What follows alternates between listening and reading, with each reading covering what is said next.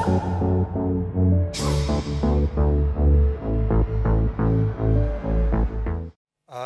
I'm going to talk about the patterns that I love to use everywhere, essentially. That's why I call it a golden hammer. I even have the AI-generated better title slide, but yeah, fortunately, I don't like it. I prefer to be minimalist. So let's go to the, let's cut to the chase without further ado. But before, actually, yeah, I said without further ado. Let's talk about the problems that we have on Rails. Rails is a great framework. I love it. And well, actually, this is a RubyConf, but when I talk, when I'm talking about Ruby, I'm talking about Rails. When I'm talking about Rails, I'm talking about Ruby. Those are indistinguishable for me. But when the Rails application grows, you're drowning. Well, when it's just starting to grow, yeah, you are drowning into decision-making hell. You need to pick one of the millions of thousands ways how to implement this feature or that feature. The previous talks, they were highlighting some things like, okay, whether we use conditional validations or whether we use attributes on active record, whether we use event-driven design, yeah, something like this. And after all the decisions are made, you are ending up with a code navigation hell, where you have all the business logic scattered all over the place. You have all the callbacks, you have those custom attributes, conditional validations are all over the code. And this doesn't help understanding the business processes, the business logic inside of the application. And after that, when you have those fat models with all the business logic inside, evolution is a pain. You want to replace a piece of the business logic here and there, and you are simply unable to do it because it's embedded into the whole thing, into the big mud ball. Yeah. So, and when it comes to decluttering this, the first rule of Rails architecture is use services, yeah, use layer. Introduce more layers. And this is the DDD approach or any other approaches that you have heard about. And when you see an article, just use services, yeah? And you see something like this. Either you have a module with multiple class methods, or a module well more separated with a split class methods like this one, order create.call, or in better versions, instance methods, something like this. Anyway, you've got those objects, services that are performing some business logic for you, right? And what I'm going to do right now, I'm going to enumerate the patterns that would be great to apply, because this is not really how you use object-oriented programming. This is just, again, this services directory in your Rails application, it turns into a big ball of mud, right?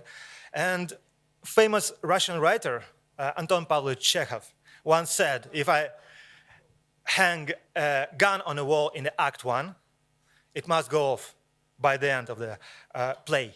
Yeah. So I'm going to introduce my gun rack really quick. We have solid principles, of course, that, and this is stuff. This is the stuff that is supposed to be used actually everywhere while you are developing your application. If you want your application to survive long enough for success, yeah. This is object-oriented patterns. My favorite one, composition over inheritance, of course, always neglected. Small objects, yeah, single responsibility, etc., etc. Functional techniques that are well applicable to Ruby. You can write pure code.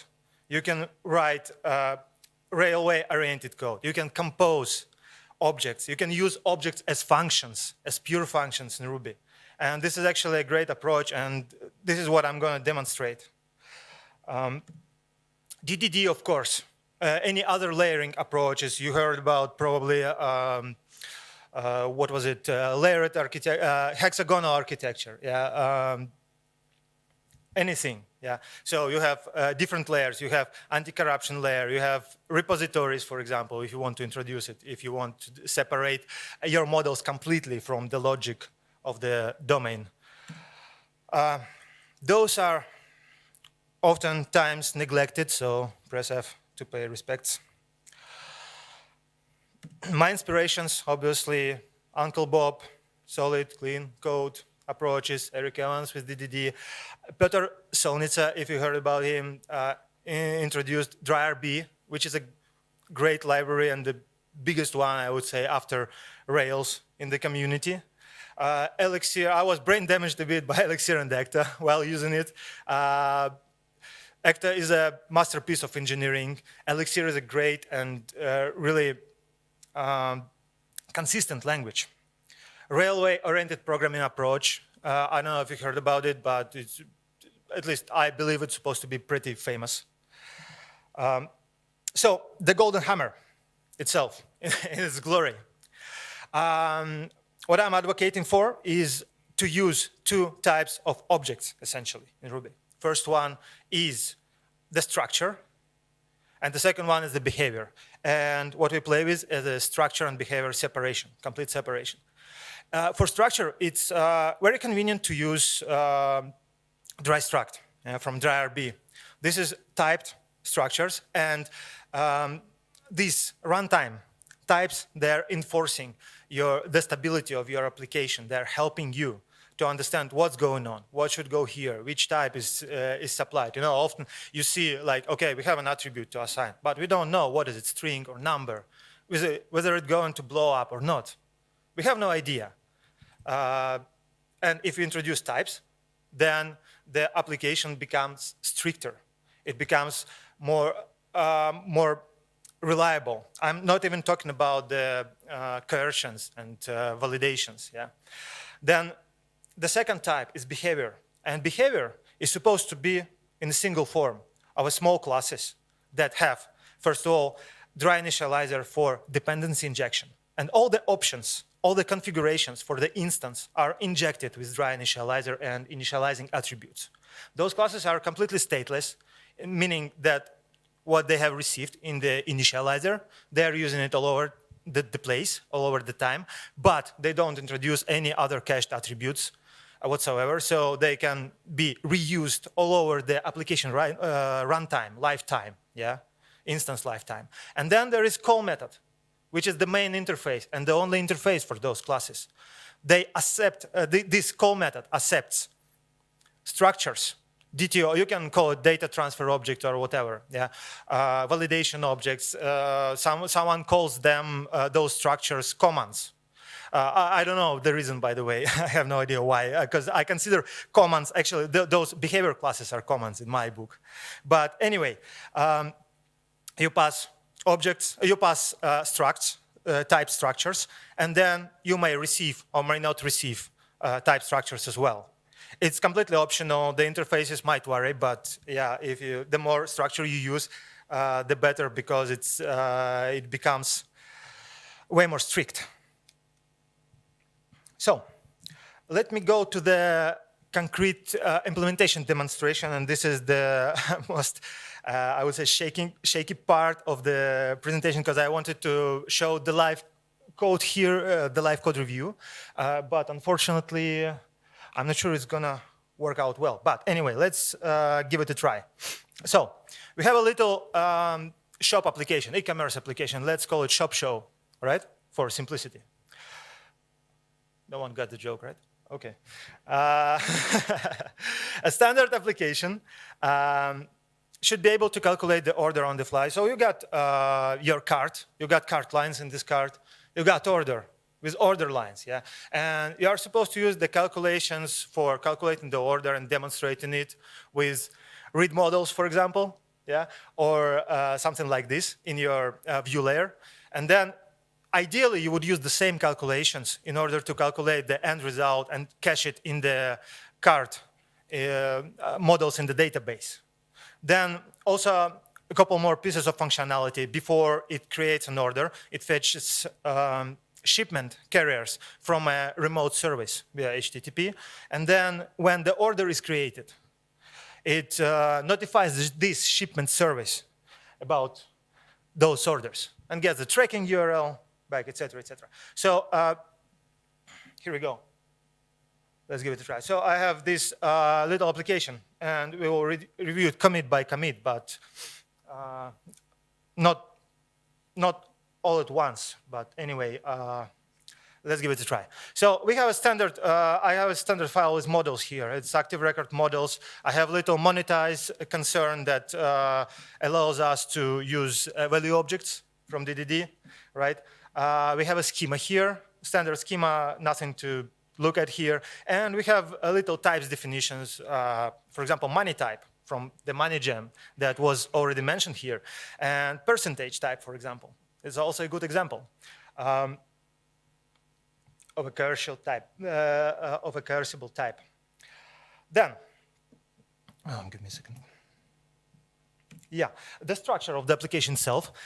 So what we have here is cards model and card lines model and database table. As you can see in card lines, we have the unit price, but we also have a counterpart of these orders and order lines, which are caching the calculations. And you may see a lot more fields here. Card lines ideally calculated on the fly, and orders are storing this data forever because this is money. And also there is a discounts catalog here, just standalone list of the discounts definitions. And we have line adjustments that are materialized discounts with all the calculations once again. One last thing is shipments model, shipments table that stores tracking number after we receive the response from this shipment service.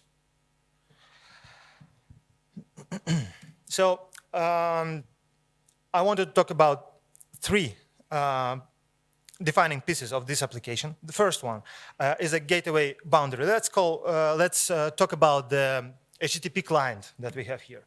So we have a shipping service that is called ship happens.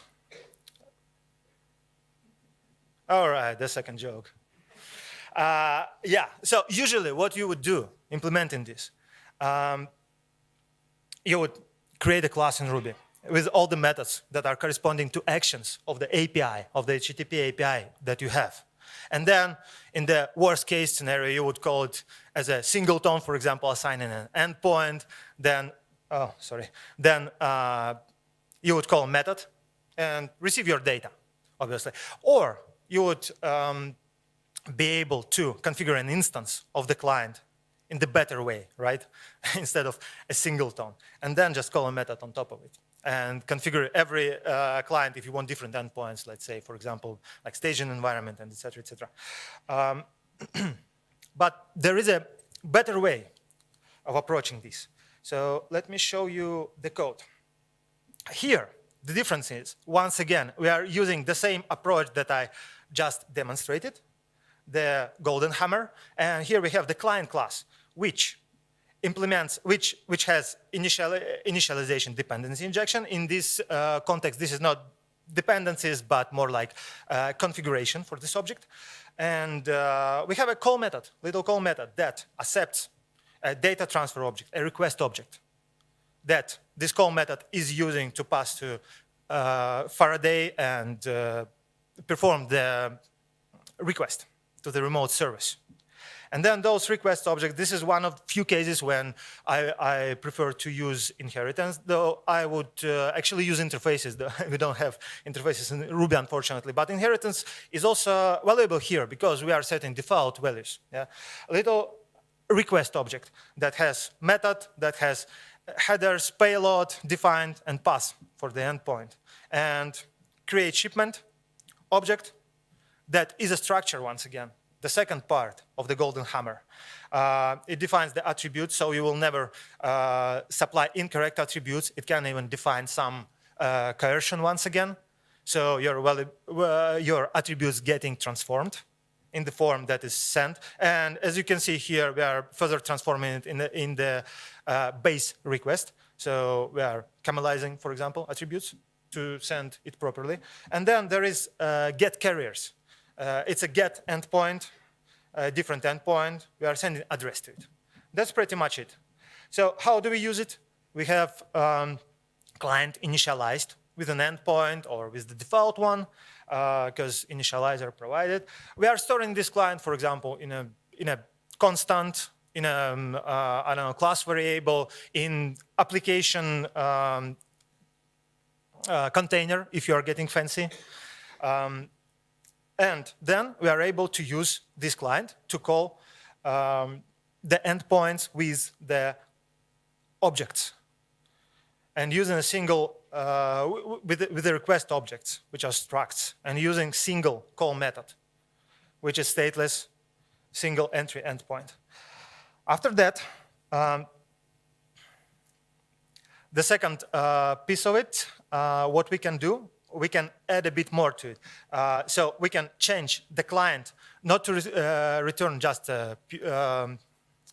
plain hashes as a body, plain JSON or whatever it is. We can wrap response also in objects, which enforces the type safety even more. We are once again defining those response classes, connecting them to requests, so every request knows what to return, essentially. And response classes are once again structs with some additional transformations. For example, we are underscoring, before initializing structure, we are underscoring the attributes that are incoming. So this way, we have it all self-contained, and we have a lot of virtues. We have a lot of guns fired here. So open-closed principle is respected. Single responsibility principle is respected. We have those tiny objects. And type data contracts. Gateway anti-corruption layer is implemented. All this stuff you have for free using this golden hammer approach with only 2 simple objects. Then, the next. Let's talk about the functional core. And as an example of it, it's going to be a simple factory. Factory is a behavior that is returning structure as a result, right? It can return active record object or anything that can be considered a structure. But here we have simple structures and simple behaviors once again. What we do, the main entry point is the order calculator that is once again configurable with additional calculations as the same instances of the objects with callable objects with call method. Yeah. They are composable all together. What you do, you have this call method which calls other underlying dependencies that can be injected. You, for example, can replace the discount calculator with another discount calculator if you want. So those behaviors are composable and replaceable completely. And then it just returns the order calculation struct. And order calculation struct is nested. So order calculation itself contains a list of lines, line calculations, line calculator. Line calculation contains a list. Where is it? Just a moment. Yeah, a list of adjustment data, which are discounts. And this pretty much holds as a single tree. So how you use it? You can use discount calculator standalone. Again, the interface is exactly the same everywhere. The call method for those tiny objects, and you receive the array of adjustment data, or you go to the entry point, to the root calculator, and just use the instance of this calculator to call it once again with card, let's say with an instance of a card or with some parameters from a card for simplicity, whatever you like. And then receive the whole calculated checkout order calculations, which can be used either rendering it on the fly to the user or can be later stored in the database. And once again, a lot of guns fired here. Open, closed, once again, single responsibility, functional core, imperative shell. So we have the functional, pure functional core here. And data and behavior separation, pure calculations. So every tiny object acts, every tiny behavior object acts as a single function, essentially, as a carried function, if you want. Then, let's orchestrate all of this together. This is the biggest part, and I hope I'm going to be in time. So yeah, it's a lot to cover, unfortunately. Sorry for this. Let's create a basic operation here, a basic service object. Yeah, you can call it, in DDD, it is called application services or business, you can call it business operations, whatever, millions of names. Yeah. The idea is that you, once again, get in an instance of this operation, you can cache it, because those are, once again, those are stateless. And you can use a single instance all over the lifetime of the application if they are properly stateless, if you don't cache anything there inside of the instance variables by accident. Yeah, you're not supposed to do it. And then calling it with card, you're getting some outcome. So this is the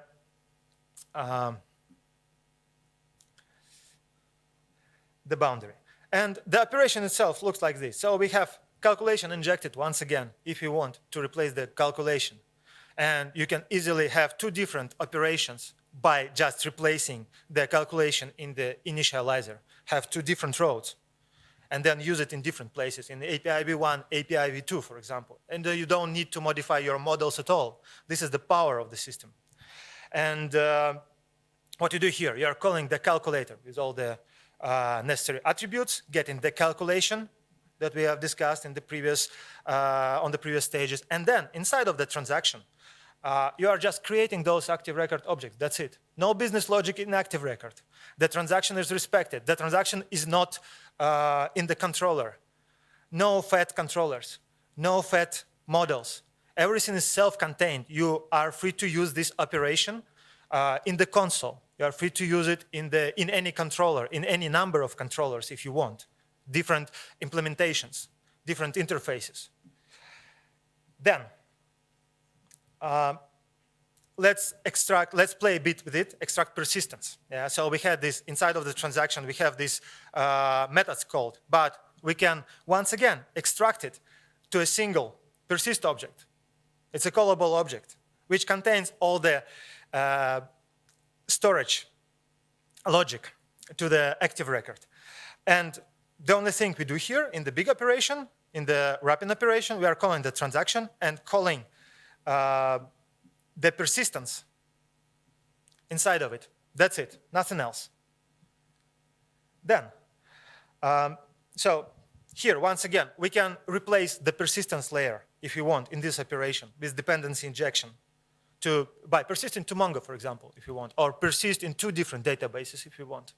So you don't care about the active record boundaries anymore. You are free to do anything you want with this approach and still get the same interface. Then, let's unify the pipeline interface a little bit. So here, in this commit, what I do, I replace the various interfaces for the call method, which we have, with a single one. Let me show you. So a single one. And I prefer to use it for all the user-facing operations. It's params and context separation. So parameters, the user input that user is supposed to mess with, is separate from the context, which is coming from application directly, and user is not supposed to be messing with. This way, you will never have a mistake when you are allowing user to redefine, for example, the card ID or something like this. And what we do here also, we are adding a couple more calculations. We have discount provider, once again a callable object. We have shipping provider, once again a callable object. What we do in a sequence, we are calling discounts provider, getting the discount into the context. We are calling shipping provider. It performs, shipping provider actually performs an HTTP request with our previously defined, oh, it actually does not in this implementation. Yeah, but it's supposed to go to the our ship happens provider and ship happens API and get the shipment options. Then, okay, so we receive the shipping options. And then what we do, we call calculations, getting the calculations into the context, while context is a simple hash, again. And we are calling persist using the same interface, params and context. You see all the parameters and context are pipelining through all the call methods in a uniform way here. Where am I leading? I'll show you. But for now, what we have is order create instance, which is called with parameters and card, for example, inside of your controller. And then you receive back the order and discounts and other things that were created during this operation as a convenient hash. Then let's add a transaction side effect quickly. So inside of the transaction, what we can do, we can also call after commit inside of the transaction. And then what we do here inside of this after commit, we are going to the HTTP, our shipment API, and creating a shipment there, then receive the response and store it in the database. And this shipment create that was also injected as one more step. You see we have already 4 different steps here, and they're all uniform, having the same interface, params and context. And then after commit, we are just calling for this once again, for this object that has our client injected, the client instance injected, and then also using the same interface and using the client to get the information about the carrier, about the submit the shipment. And then let's introduce the results struct, because why would we return plain hashes? We can make it way more fancy. Yeah, one more data transfer object, the result object. This is essentially a monad. I could use dry monads, and I use them normally, but here I decided to demonstrate just a structure with some extra methods, and all the things that are happening in this pull request is essentially replacing the hash context with the result. It's a bit messy here, but I will demonstrate it a bit later. Yeah, right here. So what we have here is that we have an essentially abstract pipeline inside of the call method. We are calling the first component, we are merging the context. We are calling the second component, we are merging the context. You got the drift, right? So as many components we have, we are calling them. So what we can do, we can call it just in iterator. We are receiving the array of the steps with a uniform interface, and we can just call them and merge the context, getting the result context. That's pretty much it. And what we can do, we can abstract this pipeline as well as a sequence component. Here in this next commit, give me a second, we just introduce the sequence. Once again, it is the same object which has steps injected, array of steps injected as a dependency, and then call method which goes over those steps, calling the call method on each step with a standard interface and accumulating the context, the results into a single result, returning it. That's pretty much it. It also fails on the first failure. If the result is failure, it just stops and returns the first error. Just a standard railway-oriented approach. And how do we call it? How do we define and call it? We have this sequence. We are passing the steps. If you remember, those injected components, those injected callable objects can be just supplied to the sequence as dependencies. And then the magic happens inside. So we just call the sequence now with the same parameters and context, arguments, and receiving the success result. And it works automatically. We just abstracted the sequence, and we can use for any pipelines that we have, for any operations, not only for order create, we can use anything else here. And the last step is introducing the transaction component, because we can actually abstract the transaction itself as well. And for this, we can also supply the transaction component with the component that we are calling first, and then with the component that we are calling on success. And the logic is pretty uniform. What you do here, you are calling the transaction, you are calling the main component here, again, with a standardized interface. You roll back the transaction failure. Then, on success, if on success is supplied, and after commit, what you do, you are calling the on success callable object. Again, with the same uniform interface. and then returning the either a failure or the success. Anyway, everything is smushed together. The logic can be different. The logic can be anything here. The key idea is that you are using those components, little components, to introduce composition to your code. And then here we have the composed pipeline. You can put transaction twice. You can put transaction as at any moment of the sequence. Yeah? You can use even more different components. But in the end, you have the same interface. You have the same result returned. It's uniform across all over your application. And, 30 minutes. All right, I'm almost done. So the gun's fired. Open-closed principle, once again. Single responsibility for all the objects. Dependency injection. Functional core and imperative shell. So we have imperative shell as in the form of those higher-level components. And those higher-level components, by the way, the sequence and the transaction, they are essentially higher-level functions. They are accepting those callable components, and those are functions in a pure sense. So you've got functional programming in Ruby, essentially, with those callable objects. And those callable objects are playing a role of the first-class citizen functions in our paradigm. So the golden hammer is this. You use two simple objects, two simple kinds of objects, the structure and the behavior. Behavior is a callable object, stateless callable object. And you get all the guns fired for free for you if you just stick to this approach without overthinking it, without trying to pick which approach, which pattern to use right now. You have a clean, stateless application that is easy to trace, is easy to maintain, and easy to, and it's most importantly, it is AI friendly because, well, you have a really simple concept here. It's just a matter of, and AI is really good at understanding those simple concepts and applying them everywhere. And I have here the QR codes for the, first of all, this is the repository where I have all those commits, commit by commit. If you are interested, you can check it out. I'll also share the presentation. I'm not sure how, to be honest.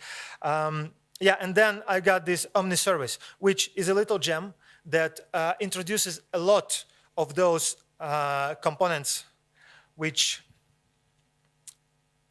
composable components, which can be reused in your application. So go check it out, please. We don't have time for questions, unfortunately, as I can see. But thank you so much for listening to me mumbling here. I hope it was useful for you.